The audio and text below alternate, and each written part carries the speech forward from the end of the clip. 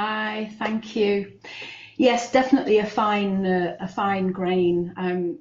You'll talk about infrastructure and the kind of big picture. I want to take you right back, literally, to my backyard and a handful of bikes. Anyway, good afternoon. We're based in Chorlton, which is a district of South Manchester, and people might say it's a bit of a wealthier than most districts in the city. But I'd also add that it's poor enough to have 4 food banks and umpteen community kitchens. We were launched on Earth Day, April 22nd, having grown out of our mutual response to COVID-19. We've registered as a multi-stakeholder cooperative with Company House limited by guarantee. And in short, we would describe ourselves as having 2 arms and 1 heart, meaning we offer a free service to individuals and community groups taking donations, but at the same time, we're just beginning to be paid for some of our deliveries. So we're developing our commercial arm as well. I'm one of 5 of us that are founding members. I think we've often referred to ourselves as a dream team, and each of those members would have presented something about Chorlton Bike Deliveries from their own, as well as our kind of collective experience. It's been a very precious time for us, and I think the word mutual aid is really important. At times, I would say the project, has been important to me, as I have been to the project, really. A desperate phase during pandemic to actually have something to focus on and engage ourselves and engage volunteers has probably been quite essential to my mental health. And a final little fact is we've recorded I think it's about 2,400 miles now of car-free delivery, and that really is essentially in Chorlton. We might get as far as Urmston and over as far as Fowlerfield. So as you can imagine, not quite the stats that Ben's got with Pedal Me, but we take great pleasure in converting that to the numbers of trees absorbing CO2. So let me just first of all move over here. So I think the message I want to share with you really is around behavioural change.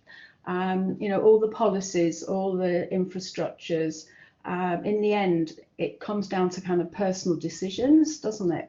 As to whether or not we hang on to our car or not.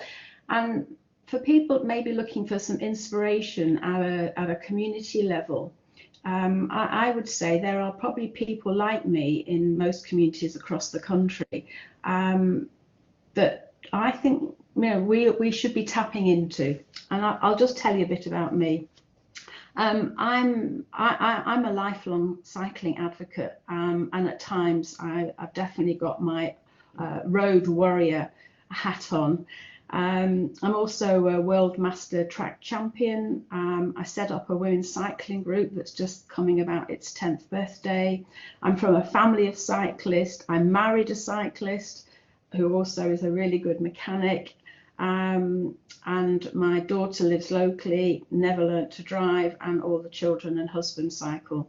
So kind of important bit of background there, really. We're confident about what we're doing and why we're doing it. So the business of, how do we help with behavioural changes? How do we help people review their decisions and change their habits? And I think what we know, and from previous work I've done, particularly around obesity, but other behavioural changes, is that what we learn really is that our family and friends and our immediate community are more likely to have the greatest impact on us changing our behaviours. So, hence local effort in my backyard via our family and friends. There's something quite important there about, well, if you start to see people riding about bicycles, maybe using cargo bikes, you're more likely to be interested than, you know, if it were a report given to you.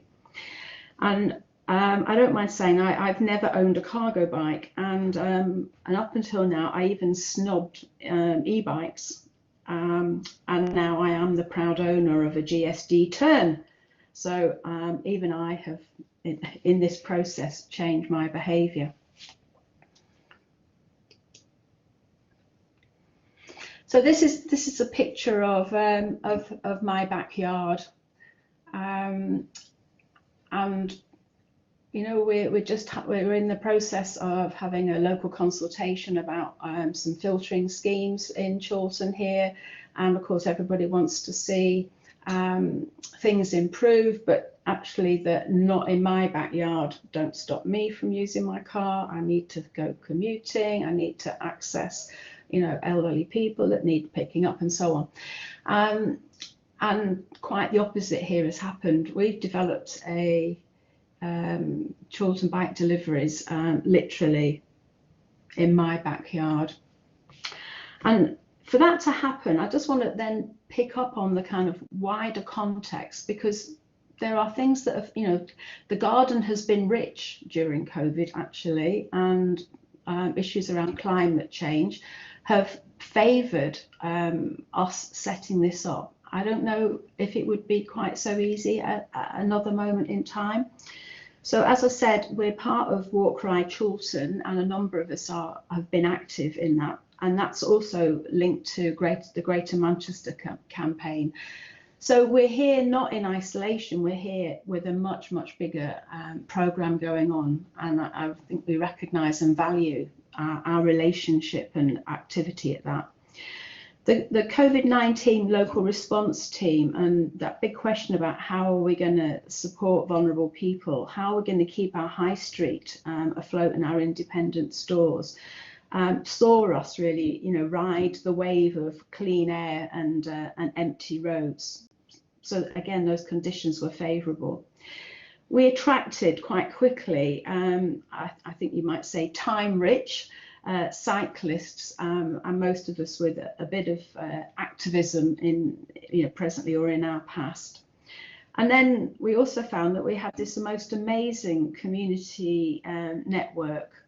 I'd like to say it's kind of second to none, really.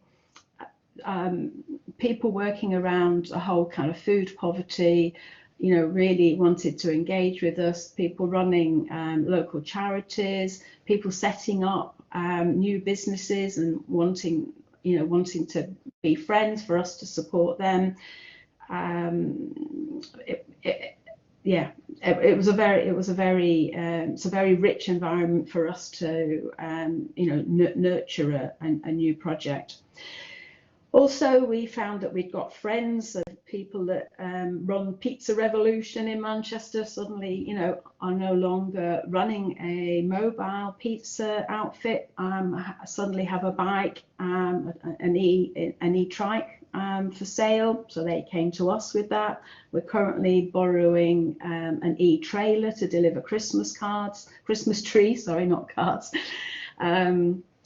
Their local cycle business, including Manchester Bike Hire, you know, they were the first people we went to and said, what can you do? How can you help? And yeah, we left their shop with a cargo bike, which then went to my backyard for us to go, okay, what do we do from here? Transport for Greater Manchester were also very keen to support us, and we have 2 trailers and another turn from them. Without that, we wouldn't be where we are now, so it's a fantastic kind of kickstart. Unicorn, which is our local workers cooperative, came out in utter support of us and gave us £500, which helped us buy our first trike. And then slightly wider, the whole co-op movement, of which the Chorlton group is very strong, and there are a number of cooperatives, kind of gave us that, I suppose, that little blanket of we're moving into an area of we're not on our own and we're not the first. Yeah, we made friends with Beata at Cargo Dales. She, you know, a few weeks ahead of us, has been wonderfully supportive. And yes, we've kept an eye on Pedal Me as people at the other end of the continuum, really, and you know, offering us some aspirations. And the final bit to our sort of fertile garden was discovering the Federation of Co-op Cycles. So the guys there, you know, where you can't quite believe this is like the 21st century, and these people are going, no, it's free. Yeah, you can join us. You need to agree with our cooperative principles. And I had, you know, wonderful conversations with French-speaking men in Paris telling us about being a militant disruptor of the gig economy. And it's like, whoa, hang on a minute, what are we joining here? Actually, what he means is, yeah, we just need to offer an alternative to the Deliveroo model. So we are a member of that co-op federation, and yeah, they have been absolutely wonderful for us. So the backyard,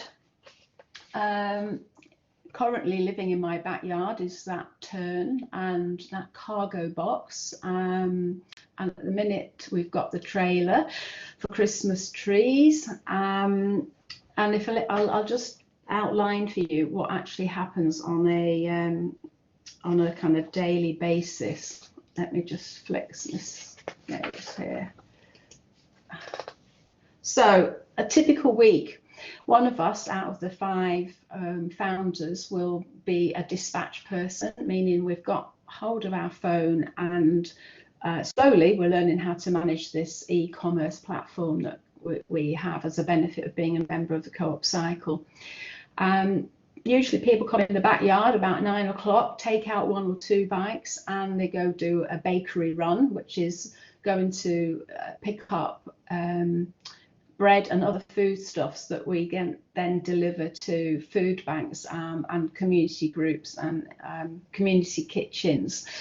It might also involve actually going shopping. I personally on a Monday go shopping for people who aren't able to get out from Unicorn and deliver the groceries for them. We also would, so a number of our orders are now going through this platform, and we're doing our best to kind of funnel them into particular hours of particular days. So we can, one of our riders will go out and deliver books from Chorlton Bookshop, and chocolates from the Cocoa Tree, cheese from the Cheese Shop. They are wonderful friends of ours that set up at the same time that we did, really, dry cleaning and so on. We also, for free, would pick up coffee grounds from the coffee houses, and they get taken to allotments, and Tibetan Kitchen provide free hot meals, which we deliver to vulnerable people. And last Friday was our first real big, Friday night takeaway gig with our friends at Tibetan Kitchen. I think if Debbie's here, she would tell you it was the most traumatic experience managing that, and I think Jane from Tibetan Kitchen would go, my God, what have we done?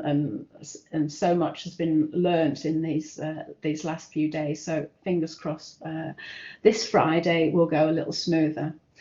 It ain't easy running a bicycle delivery service, and it ain't easy doing it with cooked food, and I can see why a lot of people might steer away from that one. Whoops, just losing the bits of paper here. So let me just go back to telling you a bit more about our process. So we hired a cargo bike, very quickly got offered 2 trailers a turn. Unicorn offered us some money. The issue that was mentioned before about where do you store a bike, you know, the security, the size of them, the safety of them, and in the end, my backyard has become that base for Chorlton Bike Deliveries. We went and talked to all our retailers and made ourselves known to the Traders Association. We talked to our food banks and kitchen groups, talked to the supermarkets, and we went out and we recruited some volunteers.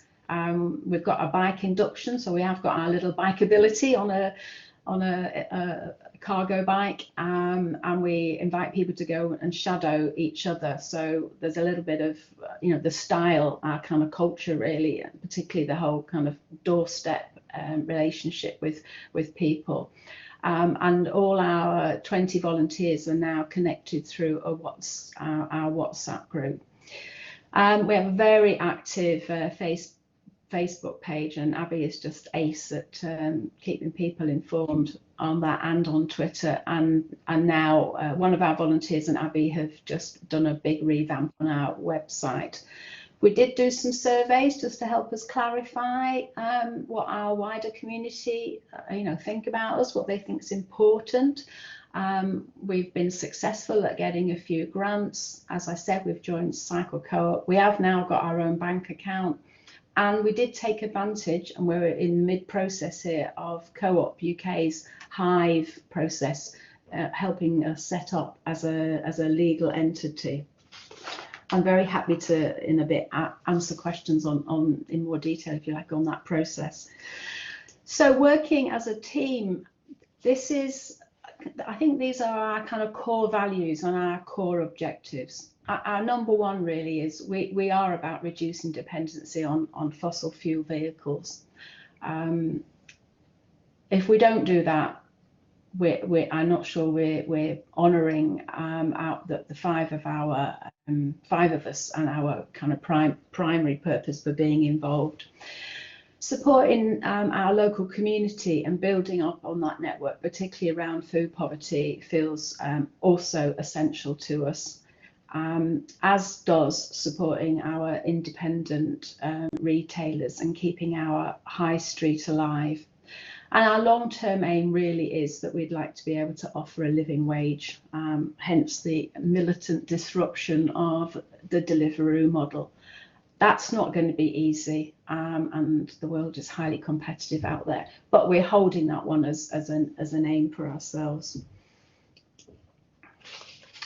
So back to behavioural change. I think one of the things I really enjoyed doing is I've really enjoyed riding the bike around Chorlton, and then as we've gone to, like, the first top picture in the left hand there is our two guys, Chris and Dan, at the cheese shop. They go, oh, this all sounds interesting, so what's all this? And I said, well, just come out and have a look at it. And they go, oh, this is a bit interesting, isn't it? And then I do my, wow, look, it's this adaptable, look how well it's made. And I've never sold a bicycle in my life, but if you heard me, you would kind of go, oh, this woman knows a lot about about cargo bikes and electric bikes.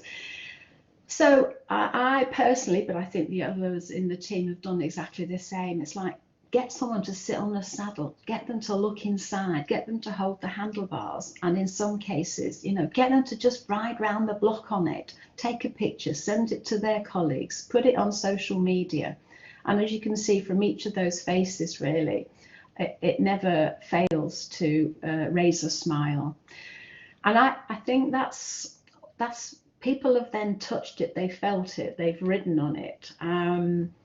They are more likely to kind of say, come back and let's talk some more, tell me again, or maybe we could do this, or maybe we could, And like the guy in the bottom right hand corner, Tony from Adams, this is nice. He probably would still be in the, what do you mean a car? I've got a horse around the back that does this job, so he's a bit slower, but he's not without support for us. So those are some of our key supporters there. Sorry to interrupt, Glynis. I'm just conscious of time. Maybe just another minute if you could. Absolutely. Lovely. Thank you. We've done that one, and we have about 20 volunteers. Totally valuable people. Here's a little picture of them all looking extremely happy there. And not to take away from the fact that, a lot of these people have also helped with the website, maybe legal perspectives. They're, connected with in other bigger ways with people in Chorlton. And the final, where are we going? we have set up as a multi-stakeholder cooperative. It will be interesting to see where that takes us. More traders are getting involved in e-commerce, quite what that means, you know, for us. We do want to hang on to that balance between charity and commercial. And yes, we are inspired by Pedal Me, but at the same time, we know we have inspired. You know, there's some friends now in Urmston. There's been people in Levenshulme and other, you know, people wanting to take action at a community level. We are in conversation with local authority and the NHS about very much those earlier conversations about where cargo bikes might be used. And yes, we would still like to employ people on an equitable basis. There's us very early on, and I'd like to think in a year's time we're still having conversations and looking as excited and sunny as we are there. Thanks very much, guys.